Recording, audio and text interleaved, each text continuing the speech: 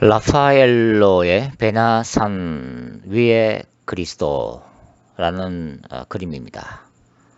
라파엘로는 레오나르도 다빈치, 미켈란젤로와 함께 르네상스 3대 거장 중의 한 사람이죠. 라파엘로는 이 그림을 크게 상중하 세 구조로 배치해 놓고 있습니다. 상단에는 영광스러운 모습으로 변화된 그리스도가 그려져 있고, 그리고 구약시대 율법의 대표자인 모세, 그리고 선지자들의 대표적인 엘리야가 그려져 있습니다. 그림의 중간 부분에는 예수 그리스도의 변화된 영광스러운 모습에 당혹감과 놀람으로 압도당한 예수님의 세 수제자 베드로와 야고보와 요한의 모습이 그려져 있습니다. 그리고 그림 하단에는 베나산 밑에서 일어난 한 사건을 다루고 있는데, 그것은 다름 아닌 악령이 들린 한 아이를 제자들에게 데려온 그 부모의 고통과 제자들을 포함한 주변 군중들의 혼란함과 무능력함, 그리고 갈등이 넘쳐나는 현실 세계가 그려져 있습니다. 화가 라파엘로는 대부분의 인물들의 모습을 빛으로 밝게 조명하면서 그 표정들을 섬세하게 묘사하고 있습니다. 그래서 마치 우리가 현장에 있는 듯한 생생함을 더하고 있죠. 그리고 이 그림의 상단 중심부에는 예수 그리스도를 배치를 해놓고 있습니다. 그래서 이 사건의 중심 인물이 그리스도이심을 강조하고 있는 거죠. 우리가 상단의 모습을 잘 보면 이 상단에 그려져 있는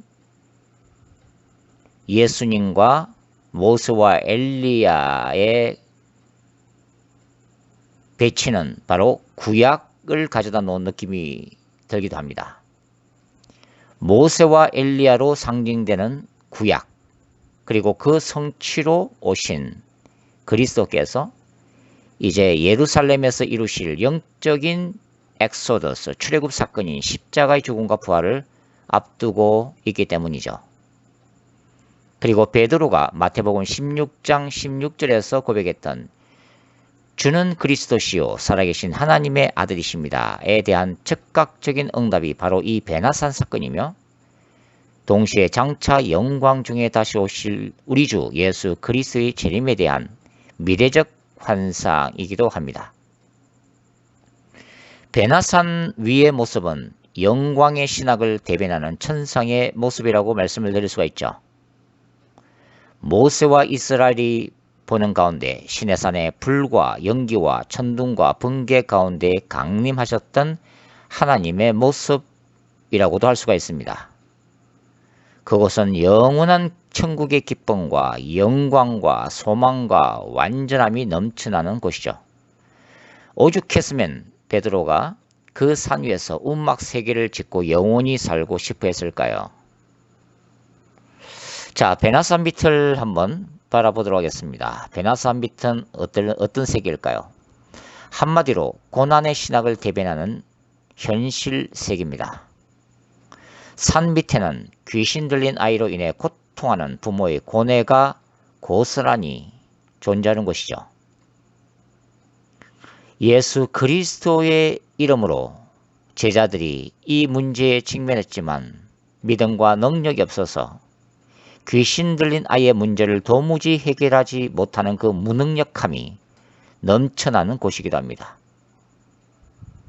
그리고 그림에 보시면 아무런 해결 능력 없이 율법책만 들고 이 귀신 들림의 신학적 이유와 답변을 얻기 위해 고뇌하는 현실과 동떨어진 책상 신학자도 있는 곳입니다.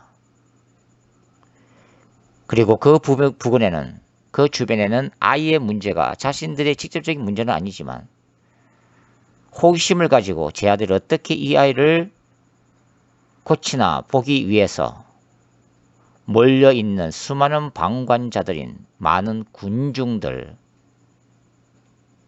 그 소란과 혼란함도 존재하는 곳이기도 합니다. 기독교 영성은 궁극적으로 보이지 않는 영적 세계를 인정하고 천국의 영광을 추구하는 초자연적 영성입니다. 그러나 동시에 기독교 영성은 현실에 뿌리를 내린 현실적 영성을 반영하고 있습니다. 예수 그리스도께서 베나산 정상에 움막 짓고 영원히 살고 싶어하는 베드로의 요청을 무시하시고 베나산 밑으로 내려오셔서 악령 들린 아이의 문제를 해결하시는 모습에서 우리는 이 기독교의 현실적 영성을 볼 수가 있습니다.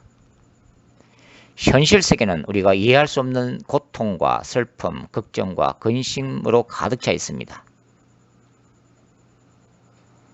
지금도 전 세계는 정치, 경제적, 그리고 군사적으로 혼란을 경험하고 있고 수많은 갈등과 폭력과 테러와 굶주림과 파괴를 경험하고 있습니다.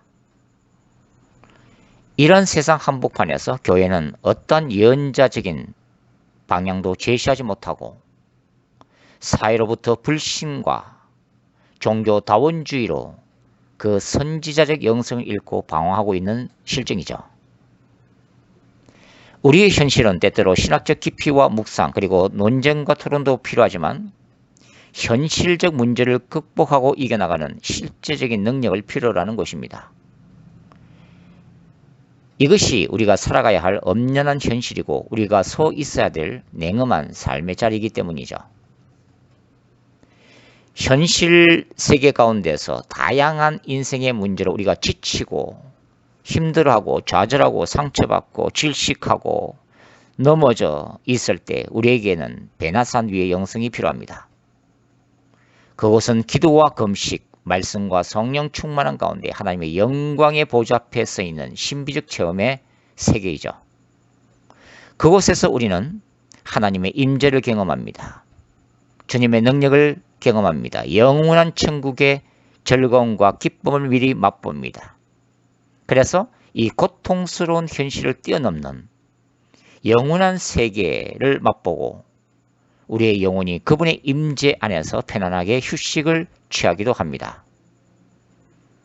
주님 앞에서 우리는 우주보다 더 크신 그 하나님의 사랑을 경험하고 치유를 받습니다. 그럼에도 불구하고 우리는 그 역시 베나산 밑으로 내려와야 합니다. 그래서 다시 땅이 공허하고 혼돈하며 어둠이 깊음 위에 있는 듯한 혼돈된 현실 가운데 서 있어야만 합니다.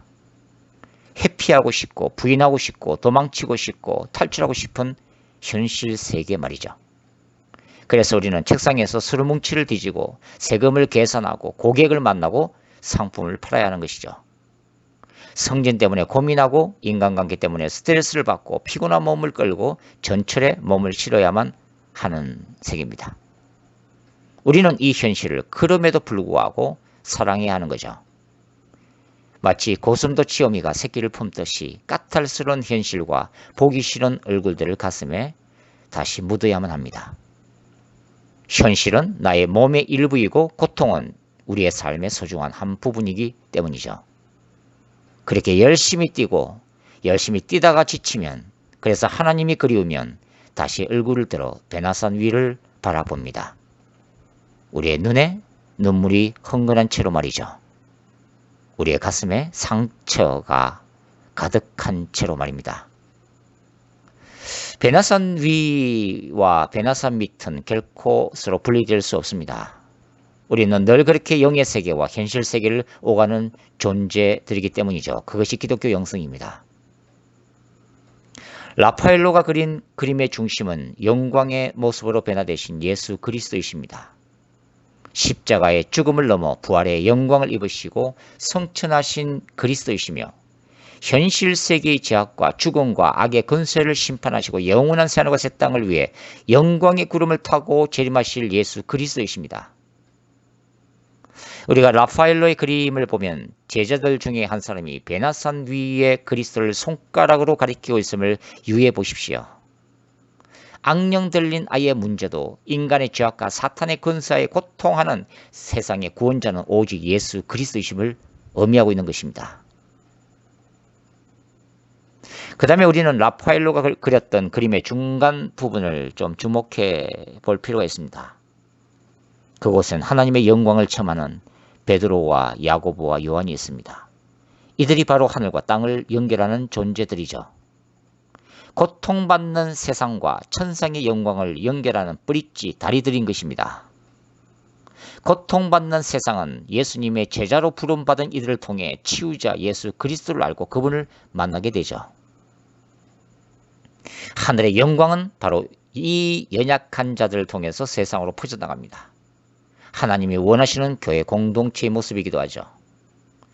교회는 하늘의 능력과 영광을 땅으로 이끌어낼 수 있는 존재이며 고통받는 세상을 위해 십자가에서 고통받으신 예수 그리스도를 소개하는 존재들입니다. 교회는 세상이 스스로 구원할 수 없는 말할 수 없는 죄의 고통과 스스로는 대적할 수 없는 어둠의 권세와 스스로는 절대로 넘을 수 없는 죽음의 문제를 부활의 능력을 통해 해방하시는 구원자 예수를 세상에 전가할 수 있는 존재라는 의미입니다.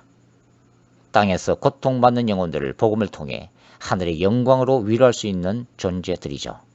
그 교회가 바로 저와 여러분인 것입니다. 현실 속에서 작은 믿음으로 비틀거리는 연약하고 나약한 저와 여러분이죠. 날마다 삶 속에서 넘어지는 저와 여러분입니다. 베나산 위에서 하나님의 놀라운 영광 앞에 쓰러져 있는 베드로와 야고보와 요한이 바로 우리들인 것입니다. 베나산 밑에서 악령으로 고통받고 있는 현실 앞에서 쩔쩔매고 있는 능력 없는 지하들이 바로 우리들이죠. 그럼에도 불구하고 세상의 소망은 변화된 우리들에게 있습니다. 말씀을 가지고 있고 말씀을 붙들고 있고 말씀으로 거듭난 우리들에게 말이죠. 바로 성령으로 덧입혀질 우리에게 있습니다. 그리스도 안에 있는 우리가 바로 세상의 해답인 거죠. 주님은 우리를 통해 세상을 구원하고 세상을 변화시키고 세상을 움직이기 때문입니다.